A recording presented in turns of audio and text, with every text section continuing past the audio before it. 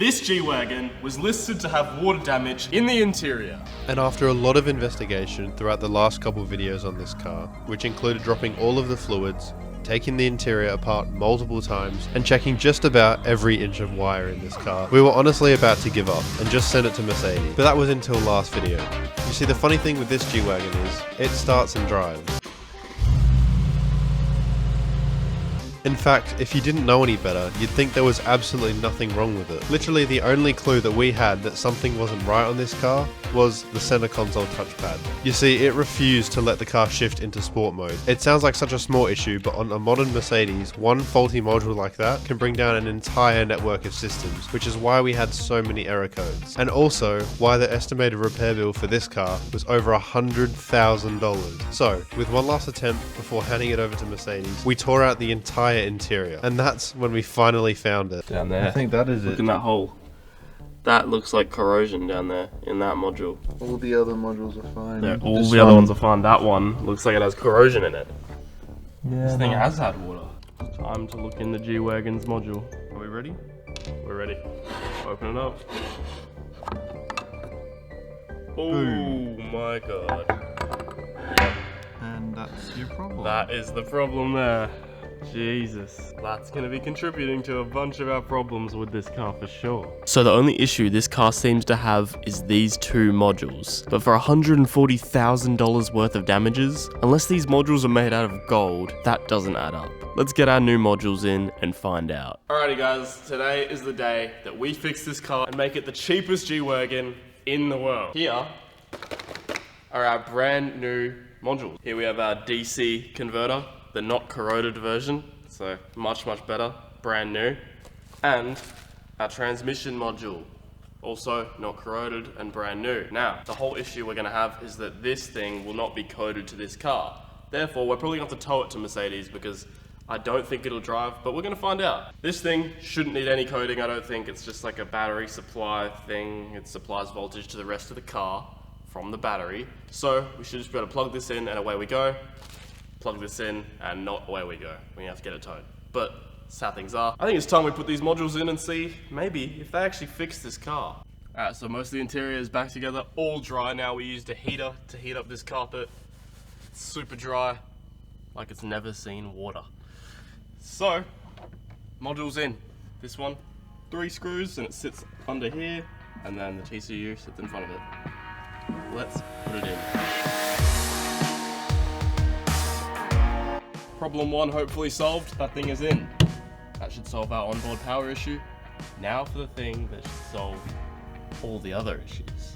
And that is our module relating to our transmission, which is definitely the reason we can't put this G-Wagon into sport. Alrighty, now the TCU module from this weird thing that we just plastic welded up. Push it in like that. Plugging it in. Bang. There's the main plug, and then there seems to be another little one that goes up. And now that we've plugged both modules back in, it's time to put the entire interior back together. We literally stripped this G-Wagon down to the bare shell trying to track down this fault. So putting it all back together definitely feels like a huge milestone and a step in the right direction for this car. Now first, the carpet goes back in, covering both modules that were broken. Then it's time for the center console, which luckily we already had out back in episode 1. So it was very easy to put it back in. And after that, it's literally just the 2 front seats left, which is 4 bolts and a couple plugs. So, with everything finally back where it belongs, it was time for the moment of truth. We fired the car back up, obviously expecting it not to work, but you never know. And just as we expected, the modes still did not change. So with that result, the interior was at least back together, but our problem wasn't solved just yet.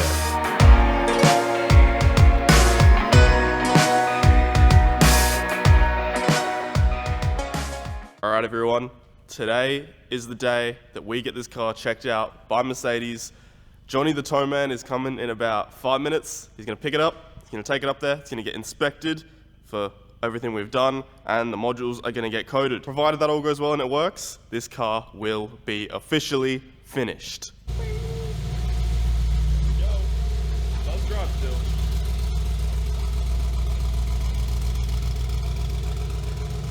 Hopefully I can fix it, eh? Off it went to Mercedes to code them for us. All thanks to High Class Towing for bringing it there. Unfortunately, the day that we dropped it off, the Star software happened to be offline for the whole country, so that meant that there was a bit of delay. And on top of that, they needed the required code to be unlocked by the team over in Holland, which caused some more delays. This meant that we thought that we might not get the car back in time for this video, but things changed. We look like detectives. We're scouting them out. We look like we're waiting for our car to be done. We're like staking them out. We are now at Mercedes. We are there, but unfortunately not to pick up our car because essentially it's not ready. Essentially, the other day, the reason why the video was initially late is because their coding software went down across the country. They couldn't code anything. They had so many cars apparently, and obviously they need to code our TCU. That's the whole reason we're here. And yeah, they couldn't code anything, so they were like, okay, we'll do it on Monday. So Monday came around, and now, unfortunately, they don't have access to the coding files that they need from Holland or something apparently. They need to get sent some special files. So unfortunately, we can't get this thing coded for a little while. Alrighty. Goodbye, G Wagon. We'll see you in a few days. It could be done very soon, or it could take a week.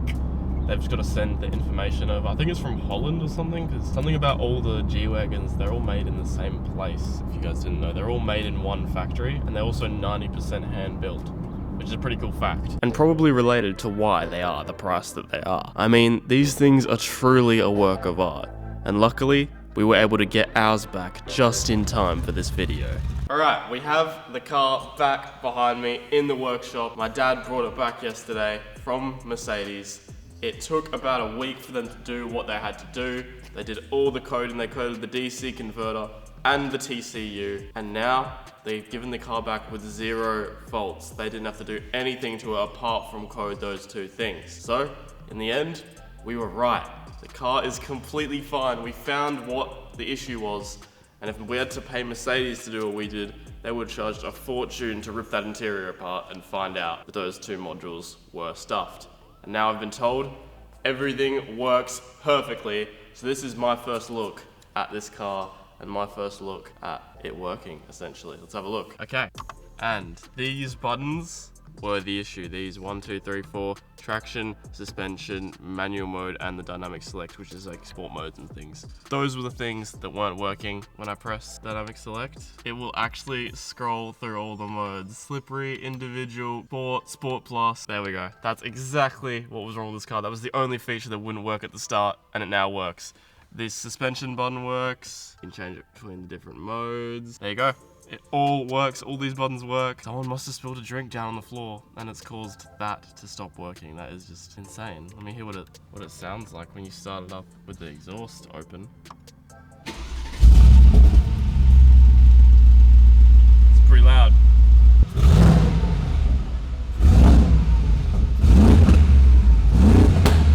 Ooh. Damn. The car is warm, by the way, guys. I didn't just rev it off a cold start, don't worry. Sounds good.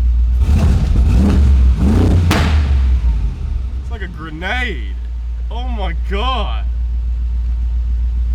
Sounds like flames.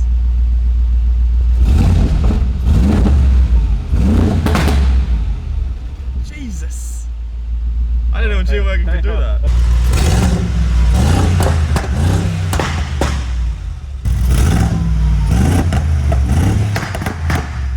We definitely didn't expect it to have a grenade tune, but there you go. Now, it's time to take it out for a little spin.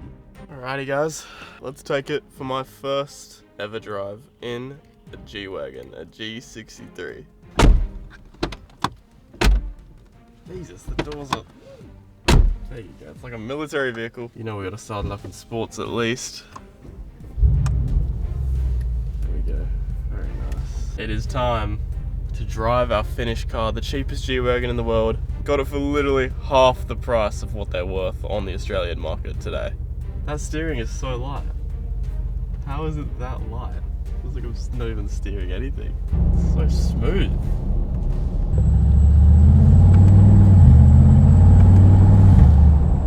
Nice responsive paddles. All the seats move when you go around corners, by the way. Like they have like active bolstering. See what you got.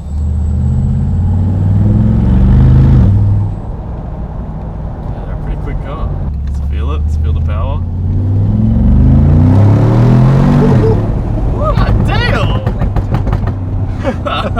That's some real go. Now that's quick. That feels fast. Snap, crackle, some pops, that thing, doesn't it? Gotta try that again. I did not expect that to be that quick. It has to have some sort of tune on it.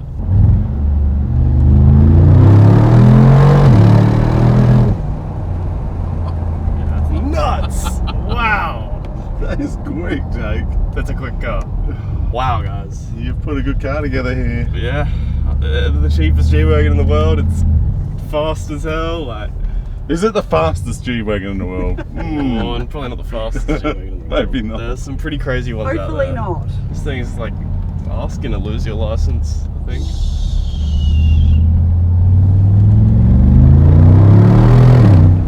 You feel it dig in at the back and almost lift at the front. Ooh. Sounds like a gun! Wow, guys, that's insane. It literally sounds like a gun. Feels quick, it's loud, it sounds good. It's very stable, the transmission's great. It's a great car. It's a great car, wow. And that, I see the hype behind these cars. I'd own one. yeah. And the power, like you say, for a big weighty car like this, Yeah, it's good. it doesn't hang around. I mean, it is so fast. See the hype behind them. I understand why people buy these cars for sure. Like they're really solid and just all around good. They're iconic, all around good cars. And you know what?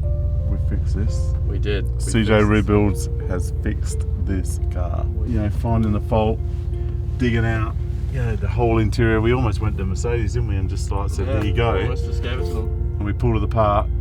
We found everything. We dug deep into this car. We weren't going to just give up. No. We're going to find the fault. We took it to them and they said, yeah, you guys did a great job. They said we did it. Their tech there said, yeah, you did well finding that fault. They did. And they were the exact modules we thought. Exactly. Boom. And he found no other faults on the car. Crazy. No other fault codes. Crazy. They run it through their entry system. No fault codes at all. Nothing at all. So we should be proud. You, Chris, Yep. myself, Meg, should all be proud of what we've done here That with shows, this car. guys, anyone can do it. Anyone can do it. You don't have to be a Mercedes tech. You put your mind to it, you can do it. We are all extremely proud that we managed to fix this car with just 2 modules. From the decision to take the risk and buy this car, to being stuck on what's wrong with it, to finding out and fixing the issue, it's been a real journey, and we are all so appreciative of everyone who's stuck with us. This car is now officially finished, and I'd like to say, the cheapest G Wagon in the whole world. Just a few finishing touches like the latch on this glove box, which you cannot buy individually, and have to spend $3,000 on a new whole glove box. However, it's actually just a C-Class W205 latch, and luckily we have a spare one from one of our old C63 donor cars. We also found this part of a $50 note, so if anyone knows where the rest of it is, let us know, because we need to cover the fuel bill on this thing. Thank you all for following along on this journey, and we are definitely not done. We have loads of other builds on the go right now, like our 2 M4s, our Range Rover Sport, our Camaro, our M240i, our C63 Black Series conversion, and our soon-to-come Jaguar SVR. If you like the sound of all of that, then stay tuned every week for a new video. See you next week.